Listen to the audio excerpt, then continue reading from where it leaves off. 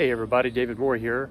Wanted to give some more ideas for trustees to add value to their institutions. Today I want to talk a little bit about shared governance. Shared governance is a huge topic. Probably have to do another few sessions to even scratch the surface, but wanted to share a few thoughts with you.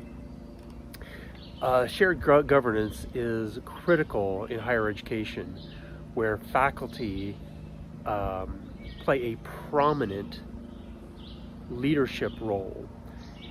And unfortunately, the divisions between the leadership roles of the board, the president, and the faculty are often not clear, or certainly not well understood by all parties. And so it's something that we need to work on. It's called integral leadership. And what we want to do is find out ways that the entire trifecta of the community can contribute to the running of the institution.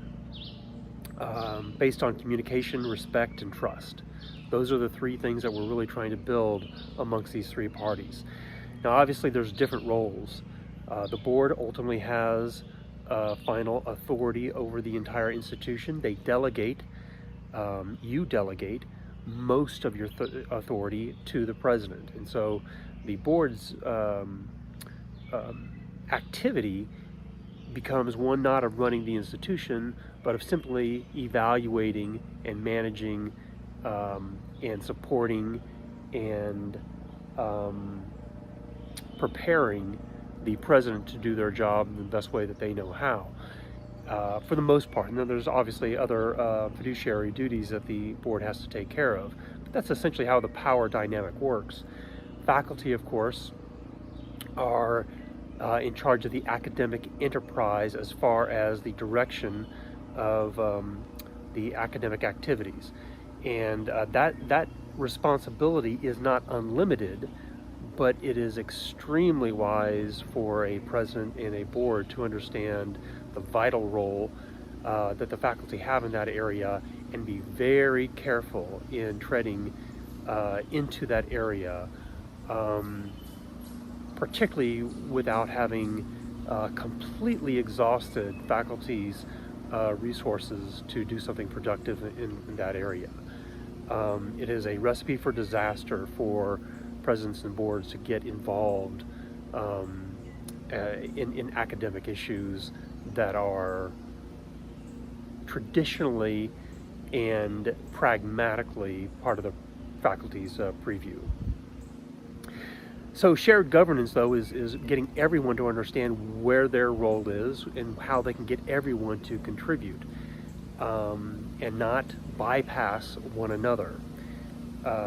And one of the key factors is just having a discussion on what shared governance is and what it is not. Unfortunately, faculty and boards and presidents often have a radically different understanding of what the other constituents' role is. This is any part of this triangle of responsibility. Not knowing where responsibilities lie can be disastrous. Now, obviously, someone like a president is going to have a great deal of knowledge of, usually having some sort of history in higher education, of understanding the different roles. Boards less so, because they are not professional educators generally. And faculty don't have much ideas because they're so focused on their part of their faculty lives, their professions of being a faculty member at an institution.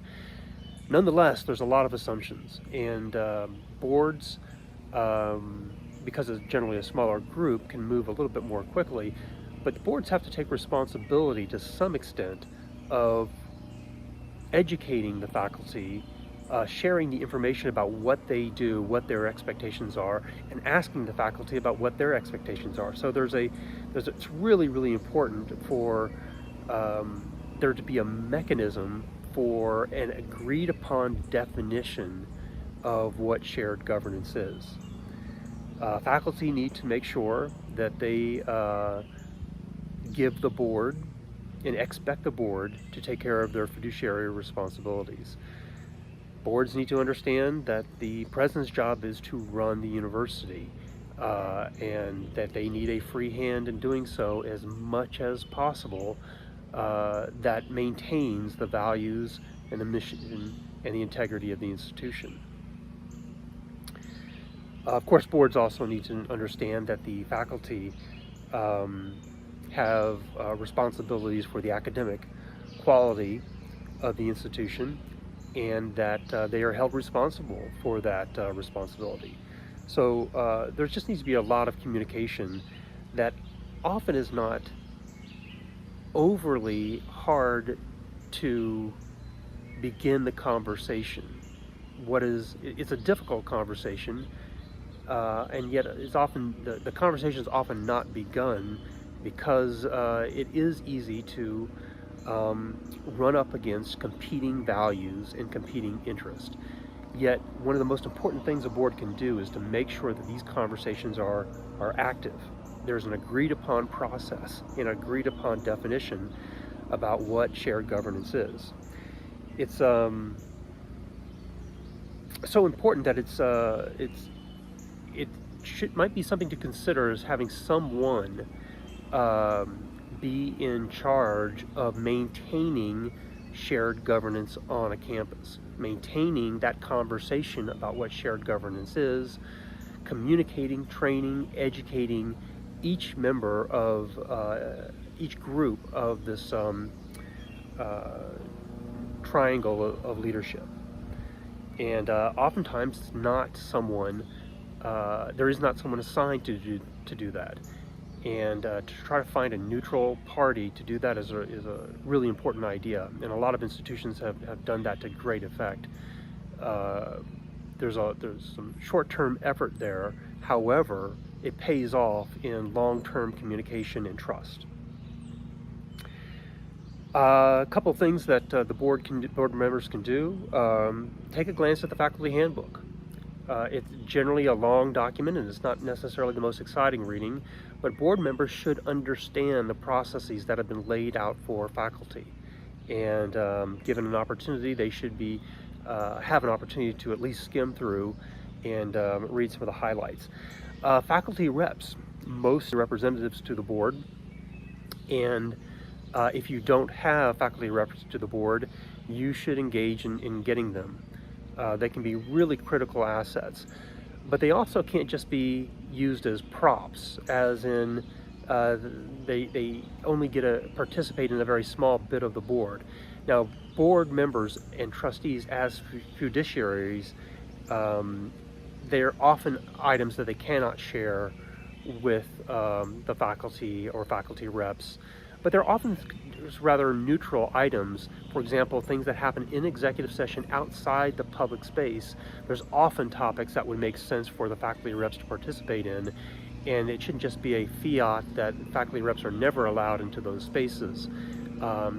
It's a good idea to try to find opportunities to bring them into those spaces and let them participate in a much more intimate setting, in a much more frank setting. There needs to be an active way of determining, as far as shared governance goes, expectations, benchmarks, definitions, status of transparency, perceptions. All of those things need active work, and it should be very transparent about where each of these groups are as far as their definitions and understandings of shared governance. And so there shouldn't be a surprise, for example, if faculty are told that they are not going to be part of, a strategic budgetary purchase of some land that has some strategic value to the university, and yet has to be done behind closed doors because of competition reasons, or trying not to make a market out of those things. Faculty should understand that there's a reasonable rationale for them not to participate in those types of decisions. Likewise, if a board member is overly enthusiastic and interested in a particular pedagogical technique and keeps pressing the faculty beyond just levels of inquiry, trying to implement a particular pedagogical technique, the faculty should have room to push back on that because they are the experts in that content and in the pedagogy.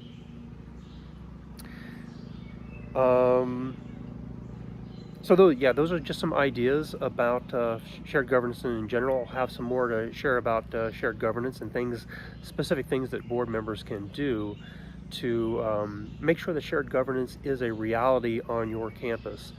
And because it can make all the other decisions that you have to make and all the other activities easier if everyone at least has an idea that there has been active attempts at coming to an agreement on what everybody should be doing. That's a big problem solver.